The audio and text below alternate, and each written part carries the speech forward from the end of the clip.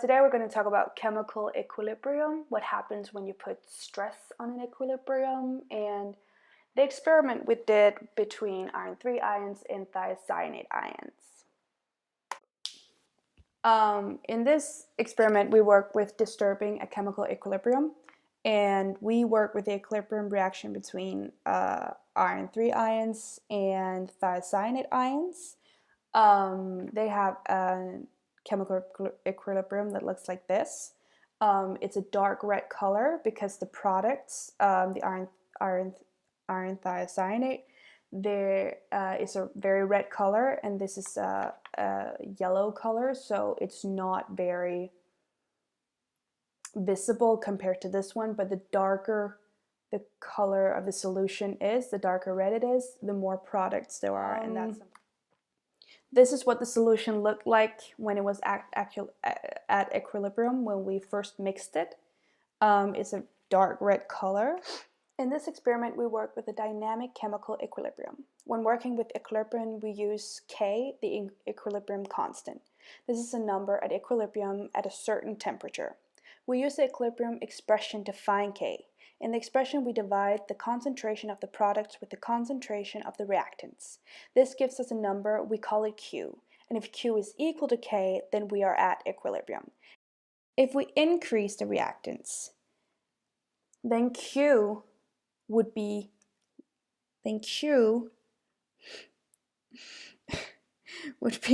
smaller than K. And if we instead decrease the reactants, then K would be smaller than Q. And we're no longer at equilibrium. We use Le Chatelier's principle to kind of explain how the equilibrium changes when we put stress on it. He says that if one or more factors that affect an equilibrium is changed, the position of equilibrium shifts in the direction that reduces the change. So in the first test tube, we added solid iron nitrate. This means that there was an increase of reactants. There's an increase of iron 3 ions. When there are more reactants than products, Q will be smaller than K. This means that we're no longer at equilibrium, and the reaction will shift in a direction. In this case, it will shift to the right because the reaction wants to make more products than reactants to kind of even out the stress or the change that has been made. In the second test tube, the same thing kind of happens. We add potassium thiocyanate, and the reactants increase, and the reaction will shift towards the right again. In the third test tube, ascorbic acid was added. And what ascorbic acid does is that it reduces the iron 3 ions to iron 2 plus ions. This means that the thiocyanate no longer bonds with the iron 3 ions, and therefore there are not enough iron 3 ions to bond, and therefore there's a decrease of reactants. This goes down, and when the reactants go down, the equilibrium will try to make more reactants, and therefore the reaction will shift to the left.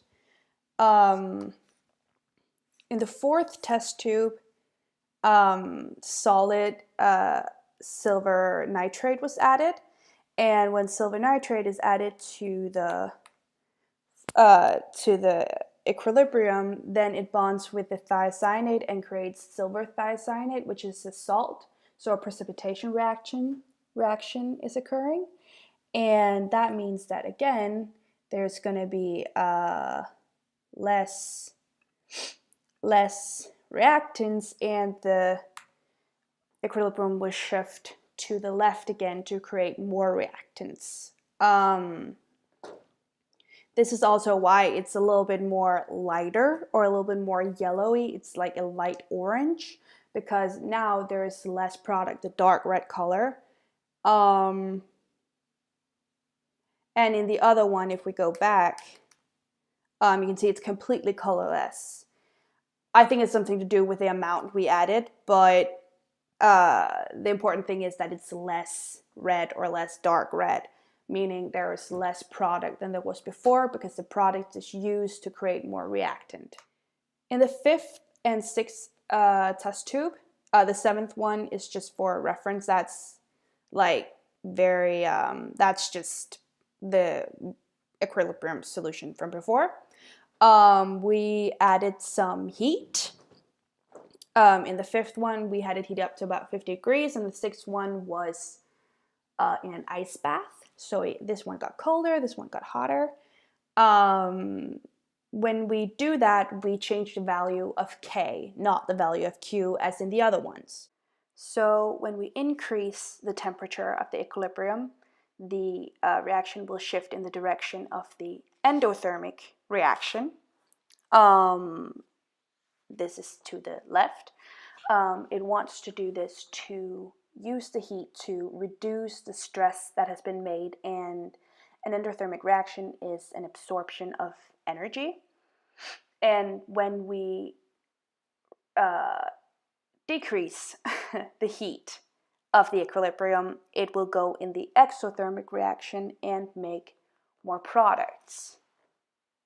And this is also what we can see here. So if we decrease the heat, it goes to a darker red because it creates more products. And when we increase the heat, as we did in the 5th one, it becomes more yellowy and lighter because it makes more reactants and therefore loses some of its red color. So the last thing we did was messing with the concentrations by adding water. As you can see, we have 4 cylinders down here. These ones are with potassium permanganate, and we have the same amount of potassium permanganate in both of them, and then we just added the same amount of potassium permanganate of water we added to the cylinder, so you can clearly see the concentration has changed. We did the same thing with the chemical equilibrium, as you can see here, and you can also see that the color is much lighter here than it is here. So that's you can see the same thing from both sides.